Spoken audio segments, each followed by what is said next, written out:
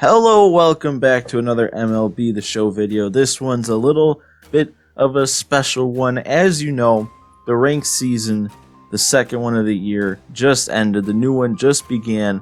And I was trying to make a World Series push before it was over. And I didn't make World Series the first season, which is a real shame because the last 2 years I made World Series probably the first 5 or 6 seasons in a row until Madden came out basically, and I played a lot less. But the first season I didn't make it, so this season was a big deal to try and bounce back, and I was at an 888 rating, so one win would get me up to World Series. Corey Kluber wasn't quite at full energy, but I felt like I needed to use him in the biggest game of the season. I'm facing off against Prestige Roy Oswalt, which is actually kind of weird because before I was playing this yesterday, I was just talking to my brother about how I'd never faced that card, so I didn't know how many people actually prestiged him. And then I faced him 2 games in a row, and the game before this one, I had a lot of trouble hitting him, so I was kind of worried when I saw that. But I had confidence, I was playing well, I had won 7 out of my last 8 games, and this was the one. So we're leading off with Nick Madrigal. I bought Madrigal off the market to replace Sandberg because Sandberg wasn't doing it for me. And Madrigal has actually been pretty good for me. And he leads off, he hits that one pretty hard up the middle, but it gets snagged by a shortstop and he can't beat it out. So we're not going to get a hit to start it off. And Hanley, the third hitter in the order, also grounding it to short, not able to get anything going in the first. Now in his half of the first, we had 2 quick outs. I missed my spot with a sinker though, and he's going to hit that one out to right center. It's going to get off the wall on the bounce. I'm able to keep him at second, but with 2 outs, it doesn't really matter second or third with that speed. But it doesn't matter at all if you're going to give up a home run. That was an absolute laser from Eddie. I don't know if I've ever seen a home run hit that low on ranked seasons this year.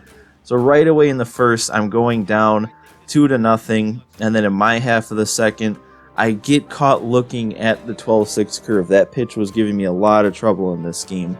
So then what do? How do I bounce back after not scoring anything? I give up another home run. So right away, this game's not looking good. He's hitting Kluber. Not many people are able to do that. So I actually resorted to loading up my bullpen. I was ready to put in a new guy. I was warming up Snell just in case I had to pull Kluber early, but Kluber is able to get himself out of this inning. There's a pop fly out there in a foul ground. Madrigal's so fast that I was trying to change to the right fielder, so he took a weird route. But now in the bottom of the third, I get Eddie out. Kluber's still out there. I was kind of ready to take him out, but I was like, you know what? We'll give him a little bit more. It's only 3 runs, so give him a chance to settle in.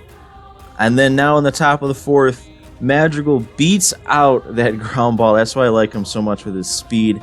Now he's going to steal second, so the first hit of the game for me, a weak hit, turning it into a double basically, moving him up. Now he moved up to third on a ground ball. We got 2 outs, and Helton is going to take that 12-6 curve, put it through the little hole there, and score us our first run of the game. Now Duke Snyder up with 2 runners on. He's always dangerous against the righty, and he hits that to left center. It hits off the wall. I thought that was going to be gone and give me the lead, but he actually got it in really quickly. I don't know why I sent this guy, but I get thrown out at home with 2 outs, so we're still down 3-2, and then he bounces back. Mike Trout on the second pitch of the next inning, or the next half inning, he hits another home run. So at this point, I was really ready to pull Kluber, but I'm like, you know what?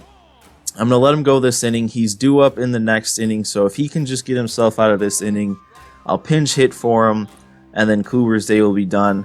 So I leave Kluber in. He got the next 2 outs here on a broken bat, and then Didi up here. He gets this out too on a grounder to third. So now Kluber is kind of in a little bit of a groove after giving up the home run. He got 3 outs in a row. And then I was still prepared to take him out, but I kind of forgot. I lost track of what was going on. So all of a sudden he's up here deep enough into a bat where I'm like, it's kind of pointless to take him out now. So I decide to try and bunt him over in this. I don't understand what happened because I was stealing to make sure I didn't get a double play. He bunted it foul for strike 3, which is, the rules. But for some reason, they let me stay on second with Joe Carter. And then Nick Madrigal pops it up over the first baseman's head, but he can't get there. the luckiest hit of the entire season for me comes in the biggest game. Nick Madrigal gets a double on that, and we bring this game back to within 1 run. And I decided it was kind of a case-by-case thing. I left Kluber in for the first batter just because it was the pitcher. I'm like, you know what, I'll let him go to face the pitcher. And then I'm like, all right, well, I'll leave him in a little bit more. He ends up facing Yelich and throws a nice backdoor cutter to end the 5th. So now we're in the 6th. Kluber's still on the hill. 2 outs in the inning, and he gets another ground out. So now Kluber has thrown 2 scoreless innings in a row. He's kind of rolling. But after my creative player here grounds out, I'm like, you know what? I'm still down 1. I need to get something going.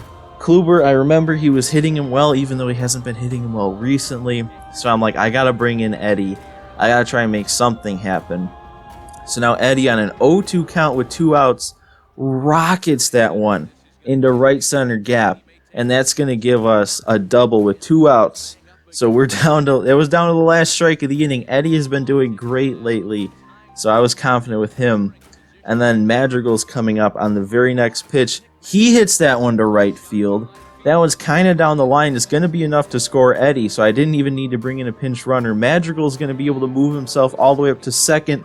So now it's tied off the bat of Nick Madrigal, and he's on second base. And now Didi on the next pitch, he hits that one deep. And it's gonna leave Didi Gregorius. I've been having so much trouble with him, but he's come around lately with the power. And in the span of 3 pitches, we go from down 1 with 2 strikes and 2 outs to up 2. And now it's the bottom of the 7th. I bring in Blake Snell. Now here's the thing. I'm not usually the guy to bring in a starter late in the game, but I'm like, you know what? This is the biggest game of the year. In real life, when you're in the postseason, in the World Series, you're going to bring in unconventional pitchers in unconventional situations. But here it wasn't working out too well. Right away, Snell's getting into trouble. 2 runners on, and we managed to have a line drive stay up in the air, and Snyder catches that in center, so we get out of the inning. And then in the next inning, Yelich is up to start it off, lefty-lefty matchup, and we get an easy little ground ball to start the inning. But we're not out of anything yet, because the last inning, everything happened with 2 outs. So we just got to keep moving through, and we're able to sneak that fastball by him, by Minoso, and then Sandberg up. We sneak another fastball up by him. Now we only need 3 more outs, and I decide to leave Snell in because the bottom half of the inning, who he had due up, they were all worse against lefties, and I'm like, you know what? Snell's doing pretty good. He's the best lefty on my team as of right now, besides Newhouser, but I couldn't put in Newhouser. So I'm leaving Snell in the game. Madrigal not able to beat that one out. So we're going into the bottom of the 9th with a 2-run lead. Blake Snell looking for the 3-inning save.